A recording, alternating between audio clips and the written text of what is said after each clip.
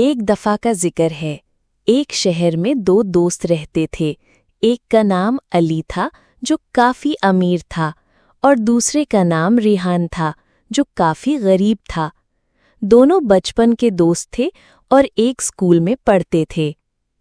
अली के पास सब कुछ था, नए कपड़े, वीडियो गेम्स और स्कूल के महंगे बैग। रेहान के पास सिर्फ एक पुराना बैग था और कपड़े भी पुराने थे, मगर रेहान कभी शिकवा नहीं करता था। एक दिन स्कूल में पिकनिक का प्लान बना। सब बच्चे एक्साइटेड थे।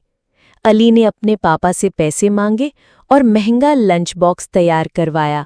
रेहान ने चुपचाप अपनी माँ से कहा, अम्मी, मुझे पिकनिक पे जाना है। उसकी माँ ने मुस्कुराते हुए एक अंडा और रोटी दी। पिकनिक के दिन सब बच्चे खुश थे। रेहान ने चुपचाप एक कोने में बैठकर लंच खाया। अली ने देखा और सोचा, रेहान का लंच तो बहुत सिंपल है और वो फिर भी मुस्कुरा रहा है।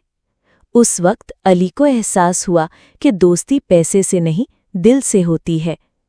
पिकनिक के बाद अली ने रेहान को अपने घर बुलाया।